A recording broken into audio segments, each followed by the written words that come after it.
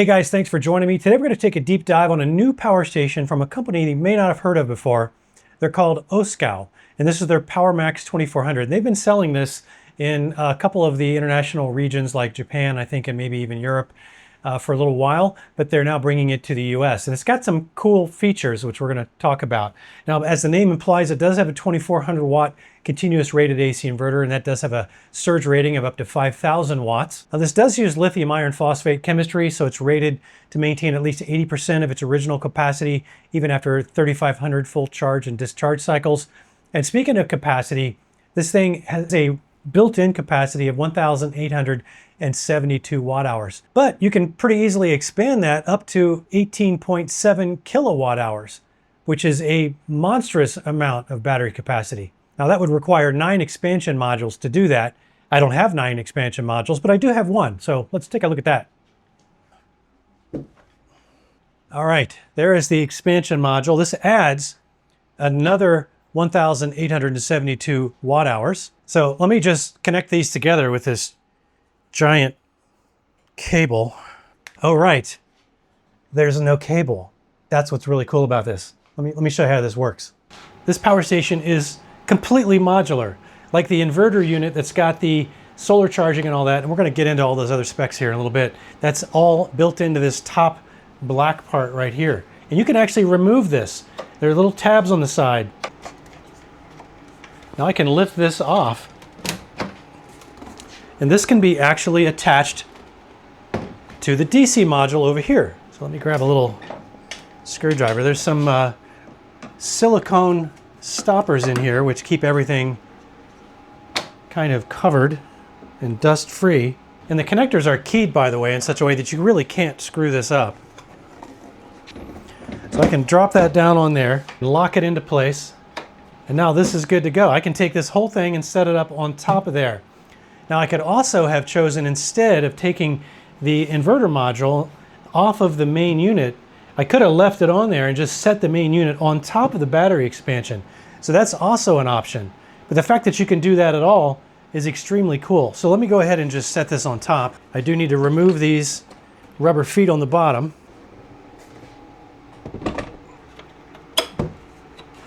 Once you have it set securely, you flip the tabs and you're all set. Let's just see what happens if I turn that on. See if that becomes the master now. It does. Yeah, so the master unit is basically whichever one that the AC inverter is attached to. All right, to give you a closer look here, there are 4 20 amp 3-prong AC outlets. On the DC output side, you've got a couple of DC 5521 barrel connectors here. And those are 12 volt 6 amps each, up to a maximum of 72 watts for both of these. Then you've got an Anderson connector here, and that is either a 12 or 24 volt. It's auto sensing, I believe, and it is capable of outputting 10 amps, so to a maximum of 240 watts. And then you've got your standard 12 volt 10 amp car socket right there. And then for USB ports, you've got a standard old sort of 12 watt legacy type A port. You've got 3 18 watt quick charge 3.0 type A ports, and then you've got 2 PD100 type C ports. You can see that it's got solar charging here on the back, and that is a maximum of 800 watts of input on this particular XT60 connector. It takes 10 to 60 volts DC and it is capped at 20 amps. And then of course you've got your standard 15 amp AC charging connector here as well. Now the max AC charging is 1400 watts. And as I mentioned, solar charging on that port in the rear, the XT60 port, is capped at 800 watts. But it does also have a DC 7909 barrel connector here in the front that will let you connect up to 60 volts, but it's capped at 10 amps. But it's a max of an additional 300 watts. So that's 1100 watts total of solar charging. And yes, you can actually charge this via AC and DC at the same time, so dual charging is supported, up to 1500 watts. There are a couple of wireless phone charger pads on top as well. Now looking at the dimensions without the battery expansion in the mix, it's about 20.8 inches wide, and it's about 11.4 inches deep and about 11.9 inches high. So basically 11.9 inches from there to there. Now in terms of cables that it comes with, obviously comes with the AC charging cable. It actually does come with a car charging cable, the solar cable, which is an MC4 to XT60, and then it also does come with an XT60 to DC 7909 adapter for that port there if you don't already have a cable for that. Pretty cool modular design, I have to say. I like how you can kind of stack these any which way. Basically, the inverter module just has to be the one that's on the top. Let's start putting this thing through the paces and see how it actually performs. All right, let's do a usable capacity test on the combined capacity of both the main OSCAL unit and the battery expansion. Now, both of these have individually a battery capacity of 1,872 watt hours. So combined, that's 3,744 watt hours. But let's find out. I've got this fully charged. In fact, let me just power this on, and it should power on the expansion as well. And you can see we're at 100%. So let me go ahead and let's first just plug in my watt meter here. We go ahead and turn on the AC inverter. So let's just take a second. There we go. Let's just check the output voltage, and we are outputting 120 volts. So that is very cool. All right, let's add a load. I'm going to add about, I think, a 500 watt load. Actually, we're getting a little more than that. We're getting 800 watts. I can dial that down. There we go. All right, so let's let this charge all the way down until the BMS shuts us down, and we'll find out how much out of that rated 3744 watt hours we can actually get. All right, looks like our usable capacity test out of this AC inverter is done.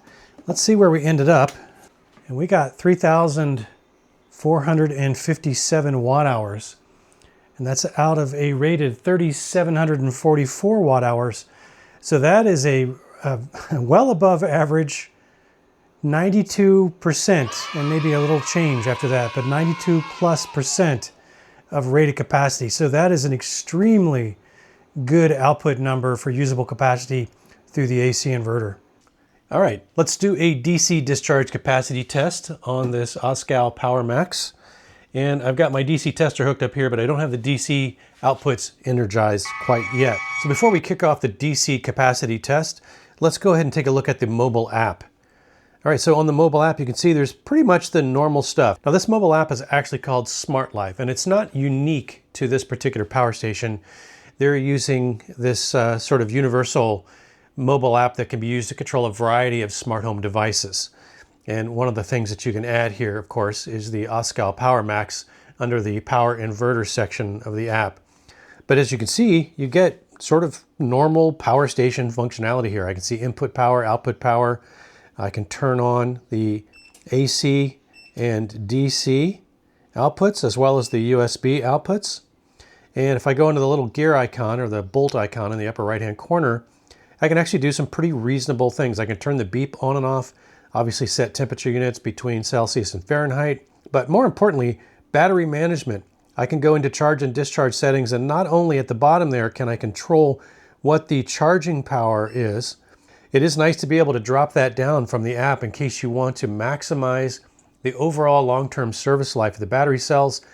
If you're charging this regularly and you're not in a hurry doing so, I would definitely recommend dropping that down to below 1,000 watts because you will reduce the stress on the battery cells and extend their overall lifespan. But more interestingly, there's charging limit and discharge limit. So if you are using this, say, as a UPS on a regular basis where it's connected to grid power pretty much 24/7, you might want to drop that charging limit down to something like 80 or 90%, because again, keeping any kind of lithium battery at 100% state of charge all the time is a way to speed up the natural degradation of the capacity. So again, if you're trying to extend the long-term service life of these battery cells, setting that down to 80 or 90% if you're using this in UPS mode on a regular basis or continually, it's probably a good idea. You can also limit the discharge on that down to, say 20% if you wanted to. Really not a big deal for lithium-based batteries. So they're really kind of designed for a 100% depth of discharge. So it's not going to make a huge difference. But the fact that you can do that in this app at all is actually pretty cool. All right, so let me go back out here. You can set the screen timeout.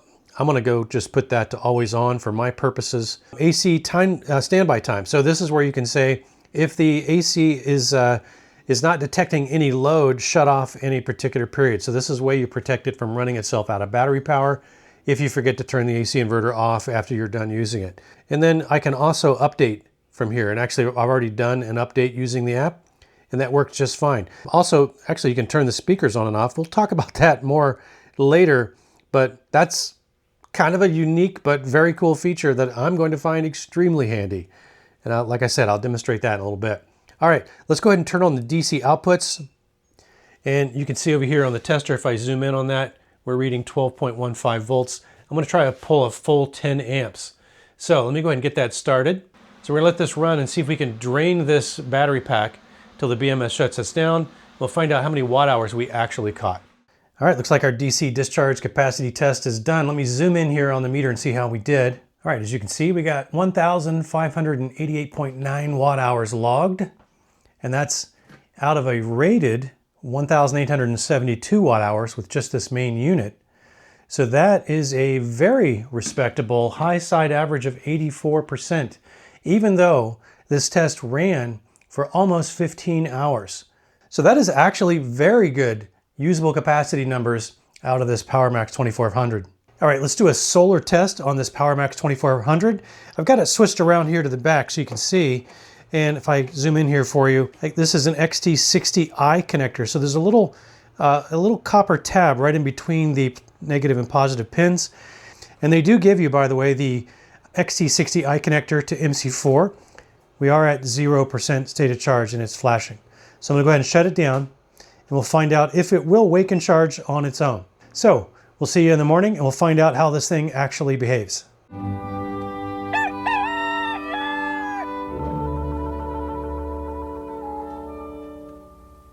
All right, it's about 9:30 a.m. and I don't see anything on the screen. Try turning it on. So it does not appear that we are charging. So the question is, what do we have to do to make it charge? I just heard a relay click. So I guess the question is, what would happen if I redid this test? I'm gonna go ahead and unplug the solar for now. All right, let's kind of pick up where we left off here. I added a solar connection here. It's 8 o'clock at night, so we're only getting 23 watts. Now I've got the AC inverter on as well, and we're just gonna let this run here. This is gonna trickle down to nothing here within the hour. And we're gonna see with the state of charge remaining, without shutting it all the way down, will it wake and charge from a standby state in the morning rather than a shutdown state? So that's what we're gonna find out this time, and we'll see you in the morning. We'll find out. The next day. All right, it is actually almost noon the next day. And it looks like we are definitely charging. So not fully shutting this PowerMax 2400 off is definitely the way to go if you want to have a wake and charge, unattended wake and charge the next morning. It's just something to be aware of. If you fully power it off, you will have to power it back on to resume charging. But I think we started last night at 38%. The AC inverter is still on, so it no doubt dropped overnight. In fact, I'll put below kind of what the no load draw is on the AC inverter, and we should be able to estimate what the state of charge was this morning. But the takeaway is the unattended wake and charge test for solar is a definite pass as long as you do it from standby mode and not a power off mode. All right, let's do some load testing on this 2400 watt inverter. And I'm gonna start adding some load here a little at a time. I've got the inverter on. We're gonna monitor the output watts. When we get very close to that 2400 limit, we are going to start the timer, see if we can sustain that for 10 full minutes. I'm gonna get my decibel meter out here. We're gonna see how loud the fans are at full load. All right, that gets us to 1707. Let's see where we end up with this one. 2347, so we are just shy of that 2400 mark. And the fans did just kick in. We're at 62 decibels if I stop talking. Let's start the timer.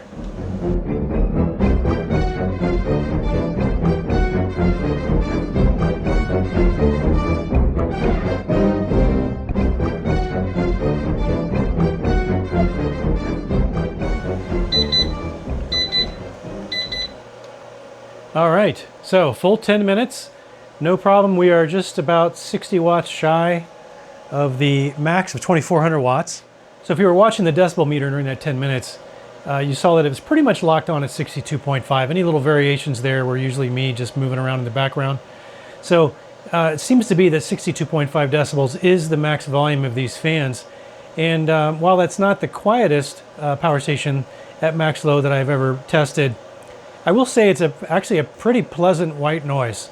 So I would have no trouble sleeping to this, provided it's not cycling on and off. But it is it is actually not an unpleasant white noise sound.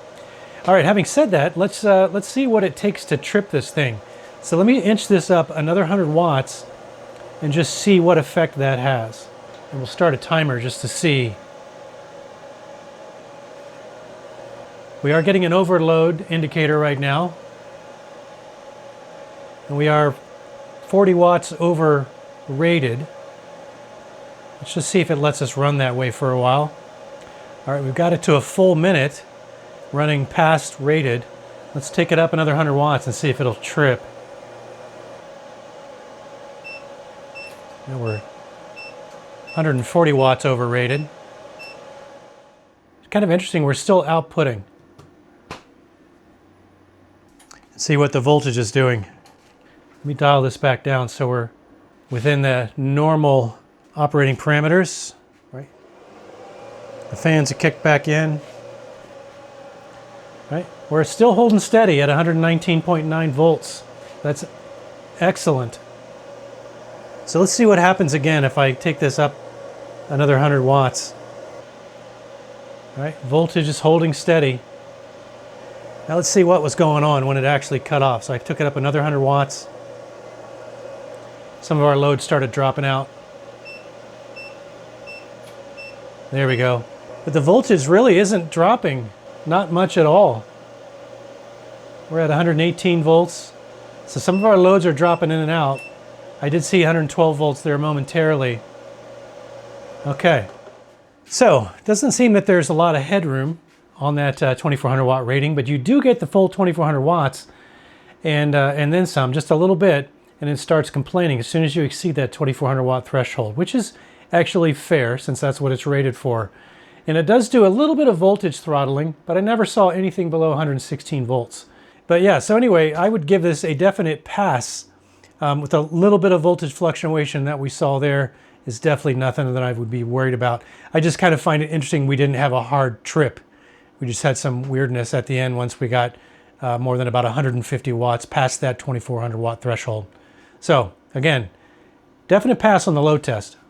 All right, so I've reconfigured the PowerMax 2400 so that the main DC module here has the AC inverter attached to the top, and then I've got the battery expansion on the bottom. So if you just buy the main unit, the PowerMax 2400 without any expansion, this is the part that you get, right, that we saw in the very beginning of the video. But I wanted to show you how this works with the speaker setting here. So it says music on and off, so you can press that button there, and only the DC module here has a speaker. And it's telling me that Bluetooth is now connected because I've previously paired it with my phone. So, for example, I'll just start playing a podcast. This giant newsroom. He did. Oh, it was a very nice. It was a very nice newsroom. Modern newsroom. Yeah. It was super, super nice, and it lasted about a little under 3 years. So the speaker is located on the side here, and all of the modules have what look like the same speaker grills, but I think there's only one speaker. There might be a small subwoofer on the right-hand side of the DC module. I'm not 100% sure of that. I get a little sense when I put my ear up here that there's a little bit more isolated bass coming out this side, but that might just be the orientation of the speaker setup over here. So if this is a sub, it's pretty understated, I would have to say. So this is not going to win any audio awards, but if you're using this in a shop or worksite setting where you want to have a news podcast or some music playing, this is actually pretty handy, and there's multiple EQ settings. So if I get it playing here, anyhow, classical music, jazz, kind of like you would read jazz EQ, pop, you like gift Pop. for the holiday. rock, music, yeah. So there's like 5 or 6 different EQ modes. I feel like for podcasting, either rock or music EQ setting seems to be pretty good. But yeah, it's just kind of a nice add-on, and I mean, it's not going to replace a high-end stereo by any measure. But if you just want some, job site audio, pretty cool. I'm going to be using this around the workshop here a lot. All right, let's find out how noisy or not the AC output is on this PowerMax 2400. And to do that, we're going to use my old guitar amp here, and I've got it currently plugged into grid power. I'm going to get a baseline and find out how it sounds on grid power, and then we'll do the same test over here on the PowerMax, see if it sounds any different. So here's the baseline noise test.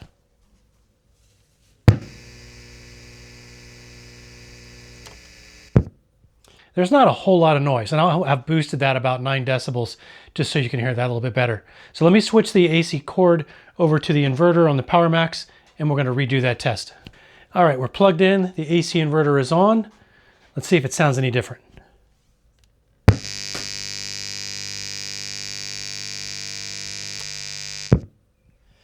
I do hear a slight additional buzz. Now, it's probably going to sound more prominent because I boosted that audio, but I do not find that problematic actually in this case. I've definitely heard way worse. So that is only a slight additional bit of noise. So this is still a pass in my book. As a musician, I wouldn't be too concerned about the little bit of noise that this adds to this old guitar amp, because this amp is very sensitive to noise. So the fact we're just getting a little bit of extra buzz, not a big deal. So I give that a pass on the noise test. All right, since I know that running power tools is a common use case for these power stations, let's find out what we can get away with on this PowerMax 2400. I've got an 8-gallon, 3-horsepower shop vac. I've got a 10-inch Ryobi table saw, and then I've got my 12-inch Hercules miter saw over here. This is usually the big guy. Let's start with the shop vac. All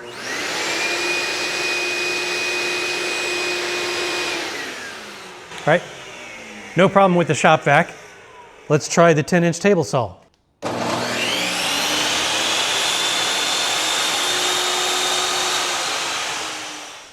All right, so table saw is a success. 12-inch miter saw. This is usually the thing that trips up my power stations if they're going to be tripped up. Okay, does not run the 12-inch miter saw. So that's good to know. So yeah, the takeaway is that shop vac, no problem. 10-inch table saw, no problem. You probably get away with a small miter saw or smaller miter saw, but this big miter saw was too much for it. I'm a little surprised by that actually because of the 5,000 watt surge rating that I thought I read in the specs. So I'll double check that to make sure that that was accurate. But if that is accurate, either this exceeds that 5,000 watts, which I'd be very surprised if it did, or maybe that spec isn't quite right. All right, so I'm going to go back on what I just said. I just tested the inrush current on the miter saw using wall power, and I got 59.5 amps. And if you do the math on that times 120 volts, that's a little over 7,000 watts, which is definitely more than this 5,000 watt surge rating on the PowerMax is rated for.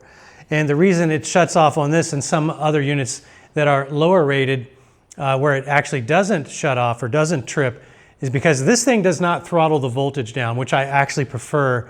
Like you saw when we did the load test, the voltage throttling is only very mild. So it never drops the voltage very low. And sometimes you'll get away with something like this on a lower spec than this, but they're throttling the voltage. And that is kind of hard on the electronics of the motors. So yeah, not really a fair test for a power station that is playing by the rules. So I will still give this PowerMax 2400 a pass on the Power Tools test. All right, let's see if the UPS mode works on this fast enough to keep my gaming PC running.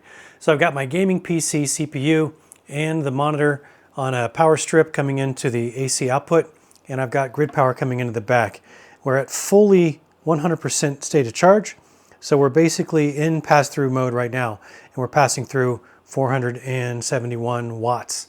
So it's not showing anything on the input side, but that's just how this particular display is set up.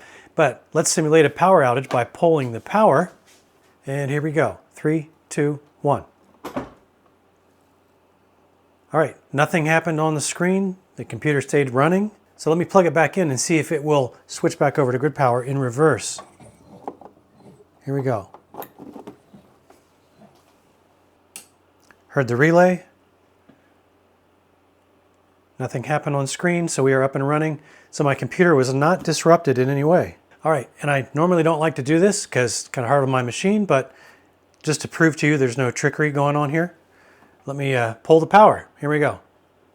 And you can see it all goes out.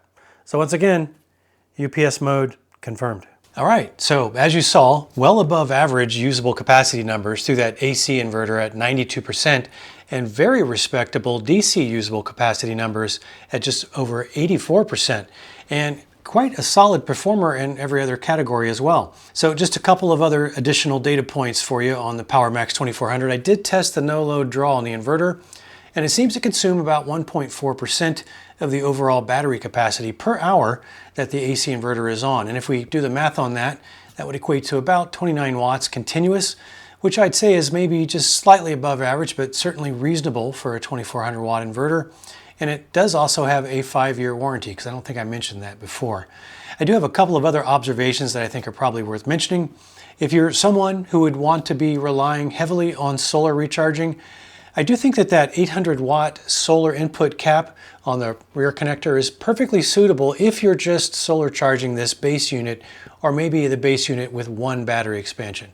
But I think that you would quickly find that 800 watt solar input cap to be insufficient if you added 2 or more expansion batteries. But of course, if you don't plan to rely on solar charging much or at all, then it's probably not something you're ever going to worry about. But this also brings me to my second observation, and that is that the battery expansion modules on this don't have any DC outputs on their own, or any other way to solar or AC charge them without connecting them to the main unit, or at least the AC inverter unit.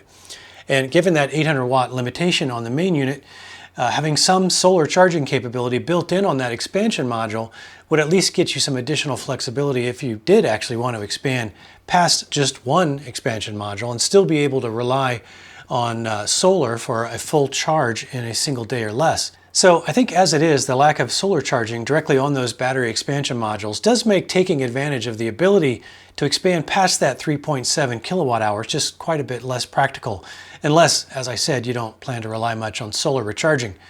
Now that said, I do really like the modularity of this PowerMax 2400, even from just the standpoint of moving it around when you need to. Being able to detach both the expansion batteries and the inverter module just makes it much more portable. And the fact that there are no big bulky cables to deal with makes it a much cleaner battery stack when you're adding expansions, and that makes it easy to put into a small corner without it looking like an industrial wiring disaster.